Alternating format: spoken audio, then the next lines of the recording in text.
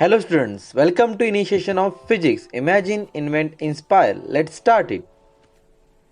अभी तक टैली किया है 2012 से लेके 2019 तक जितने भी सारे क्वेश्चन पेपर हुए हैं अभी तक, उसमें से टैली करने के बाद मुझे कुछ ऐसे क्वेश्चंस मिले कि जो रिपीटेडली आपको पूछे गए, फ्रिक्वेंटली पूछे गए, जो आपको बहुत हेल्प करेंगे कि आपको बोर्ड के एग्जाम में आपको हेल्प करेंगे।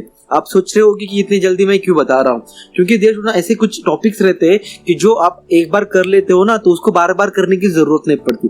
एक ही बार कर लो, फिर एग्जाम टाइम में आपके पास बहुत कम टाइम मिलेगा कि उसको रिवीजन करके साथ, क्योंकि आपके पास टोटल चैप्टर्स अभी 19 है, तो 19 चैप्टर्स करने में थोड़ा टाइम तो लगेगा ही ना। तो हर एक चैप्टर का अगर हम करते रहेंगे तो कितना टाइम चला जाएगा, इसलिए मैं टॉपिक वाइज जितने भी टॉपिक हो रहे उसमें से मैं आपके लिए लाऊंगा।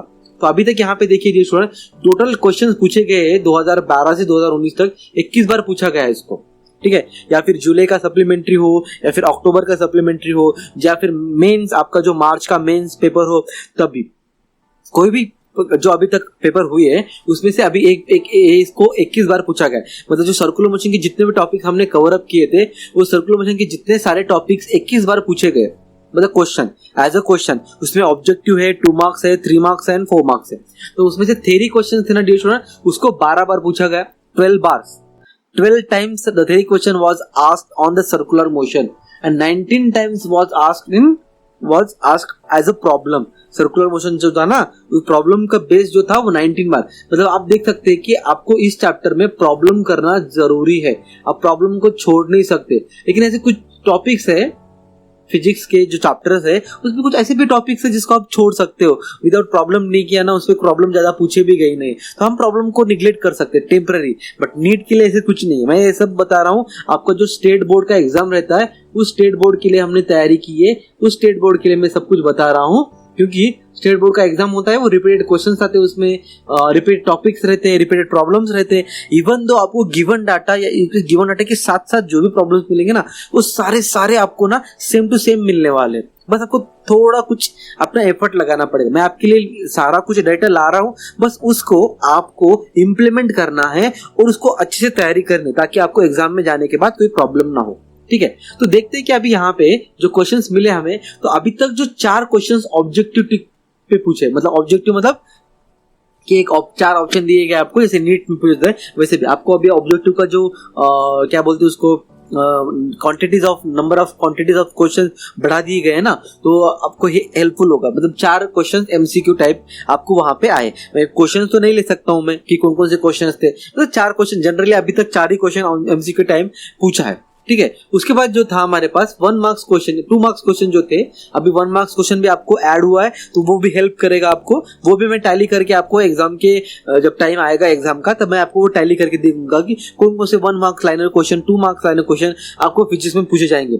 सारी डिटेलिंग मैं आपको वहां पे देने वाला हूँ, थोड़ा वेट कीजिएगा। बट ये रफ आइडिया है, अभी ये रफ आइडिया आप लेके चलिएगा, ताकि आपको वो हेल्प हो सके, थोड़ा हेल्प कर सके आपको प्रॉब्लम सॉर्ट आउट करने में। थोड़ा अभी 2 मार्क्स क्वेश्चन जो थे ना डियर स्टूडेंट, वो 7 बार पूछा है। थ्योरी क्वेश्चन बोल रहा हूँ, मतलब ऐसे जैसे आपने पूछ लिया कि डायग्राम निकालो, बैंक रोड है ना, बैंक रोड का हमने देखा था, बैंक रोड का सबने देखा था ना, बैंकिंग ऑफ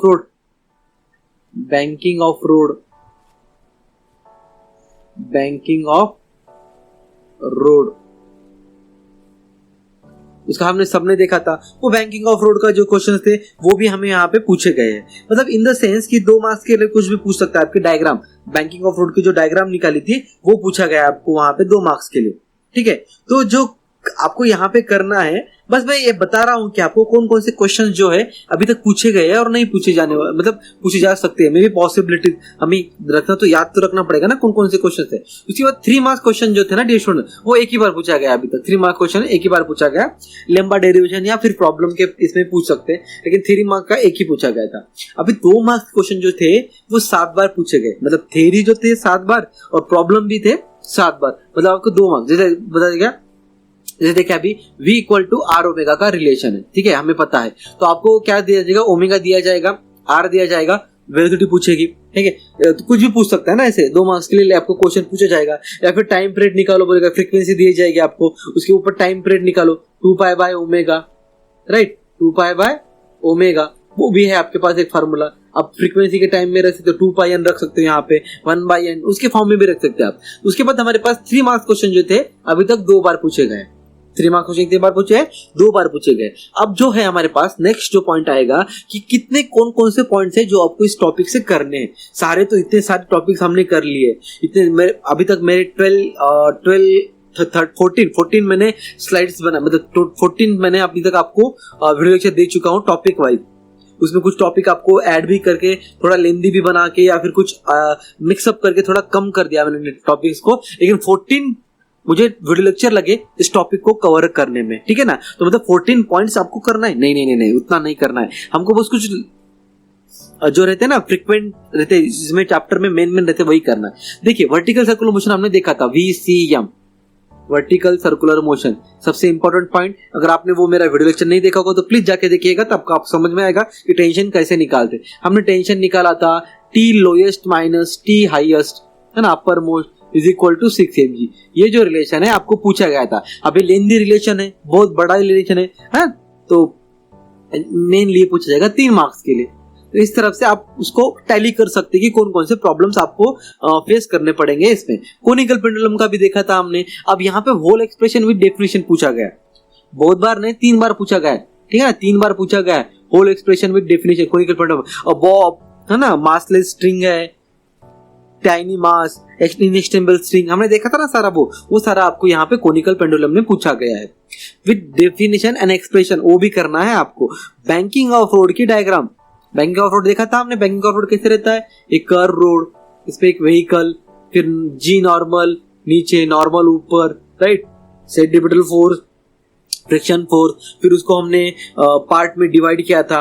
अभी ये बैंक नहीं है, हॉरिजॉन्टल रोड है। अभी बैंक रोड पे क्या हो जाएगा, थोड़ा ऊपर चला जाएगा, एक साइड अपर था लो जो थोड़ा ऊपर चला जाएगा, उसकी वजह से क्या हो जाएगा, यहाँ पे एंगल थीटा बन जाएगा।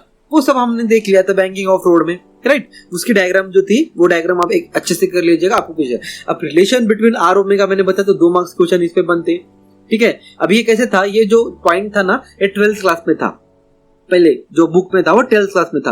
अभी 12th क्लास से निकाल के आपको 11th क्लास में मर्ज किया गया है। तो ये जनरली आपको यहाँ पे डेरिवेशन नहीं पूछेगा, बट आपको यहाँ पे पूछने वाला है, प्रॉब्लम पूछ सकता है, और कुछ ज्यादा यहाँ पे नहीं। मैं जो नया सिलेबस है उस हिसाब से मैं आपके लिए लाने वाला हूँ, लेकिन ये रिपीटेड टॉपिक्स है। लास्ट ईयर का भी सिलेबस चेंज हुआ था डियर स्टूडेंट, लेकिन पैटर्न चेंज हुआ था क्वेश्चन का, लेकिन उसमें से आउट ऑफ 65 के क्वेश्चन मेरे गेस्ट पेपर से लगे थे। 65 मार्क्स क्वेश्चन।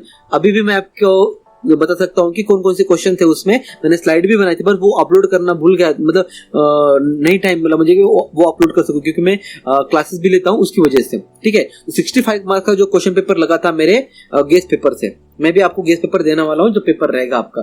सेंट्रीपिटल फोर्स का ये सबसे इंपॉर्टेंट है स्टूडेंट, ये सबसे आपको ये करना ही पड़ेगा। सेंट्रीपिटल फोर्स का जो डेरिवेशन जो क्या बोलते difference between centripetal force and centripetal force, वो आपको करना ही पड़ेगा। और ये सारी इतने सारे टॉपिक्स है जो repeatedly frequently was asked in the exam, और यही आपको करके जाना है डियर स्टूडेंट। जब आप ये करके जाओगे तो डेफिनेटली गारंटी के साथ मैं बोल सकता हूँ कि इसी में से आपको लास्ट ईयर का भी एक क्वेश्चन इसी में से आया था।